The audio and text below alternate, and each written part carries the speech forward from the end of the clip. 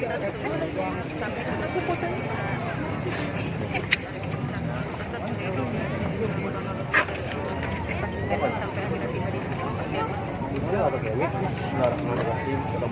wabarakatuh. Waalaikumsalam warahmatullahi wabarakatuh. Kaum muslimin dimanapun berada, kita berduka atas wafatnya murabbi rohi Nabi Haji Muhammad Arif Ilham.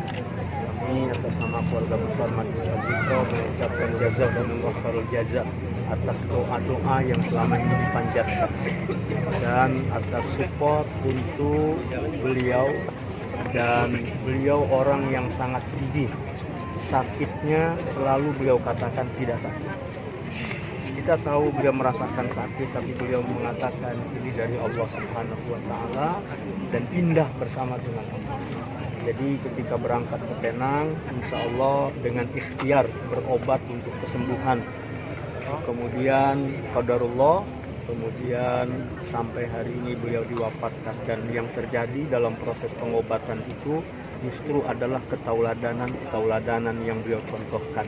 Rupanya kenapa Allah kirim beliau ke Penang, ada nilai dakwah, nilai silaturahim, dan beliau sangat luar biasa. Dalam keadaan sakit masih menjenguk dan mendoakan orang-orang yang sakit. Dalam keadaan sakit, ketauladanan ibadahnya juga sangat luar biasa. Jadi tidak meninggalkan kebiasaan-kebiasaan harian beliau dengan Masya Allah, dan juga nasihat-nasihat serta wasiat-wasiat dari beliau yang insya Allah kita sebagai santri, sebagai murid, sebagai jamaah, sebagai sahabat beliau insya Allah akan melanjutkan apa yang beliau cita-citakan. Amin.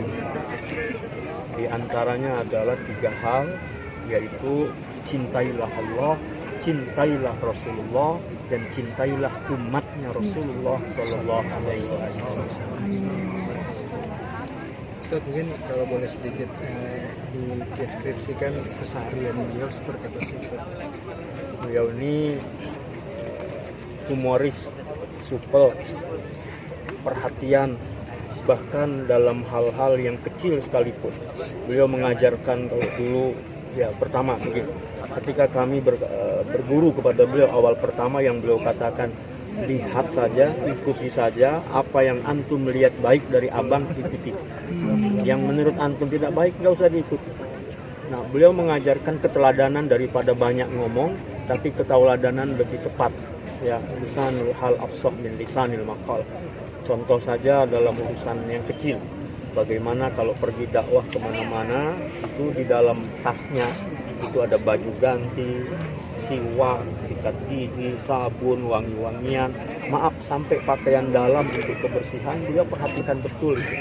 Ya, kemudian dalam bagaimana membangun rumah tangga, bagaimana menjalin silaturahim dengan orang-orang baik, yang kenal maupun yang tidak kenal. Dan beliau sudah mencontohkan bagaimana bermuamalah dengan orang yang tidak seakidah sekalipun. Ketika kemarin di rumah sakit dengan yang non-muslim, beliau datang, beliau hibur, padahal beliau sakit, tapi beliau menghibur orang-orang itu, bahkan beliau bagi sedekah. Ya, beliau bersedekah sampai orang itu mengatakan kita beda keyakinan, tapi Ustadz Masya Allah menunjukkan ketauladanan. Saya dan juga istri-istri beliau, tiga-tiganya semua mendampingi dalam proses sakaratul maut beliau. Kita talqinkan dalam mengucapkan la ilaha illallah, kemudian asmaul husna, dan ayat yang senang sekali beliau baca. Ya ayyatuhan nafsul mutmainnah irji'i ila rabbiki radiyatan mardiyah fadkhuli fi ibadi wadkhuli jannati. Saya menyaksikan dengan mata kepala saya. Jadi ketika baca la ilaha illallah, beliau bergerak bibirnya. Insya Allah kita sebagai mukmin harus yakin ini tanda beliau akhir hayat yang husnul khotimah. Amin, amin, amin. Kemudian yang kedua, ketika dibacakan asmaul husna, roman wajahnya berbeda. Memang sejak kami datang terakhir itu sudah tidak lagi bicara seperti biasa, tapi dari mimik dan dari gerak bibirnya nampak beliau menyukai asmaul husna itu. Dan alhamdulillah kami sampai memandikan kafani dan kita sholatkan dulu di Penang, Malaysia. Karena ketika beliau berobat di sana juga suka berjamaah di salah satu masjid Al-Munawar daerah Kelawai, sehingga dengan jamaah sana kita sholatkan juga di sana. Tapi nanti yang kalau mungkin untuk majlis taklim aja bersama. Insya Allah kami mengikuti guru. Mengikuti guru, yang pertama memang beliau amanahkan pesantren. Pesantren ini harus jalan. Pesantren Al-Zikra insya Allah akan terus kita bangun, kita jaga, dan kita lahirkan generasi terbaik. Dan beliau selalu mengatakan, perjuangan ini nggak seperti umur kita. Kita boleh wafat, tapi perjuangan terus.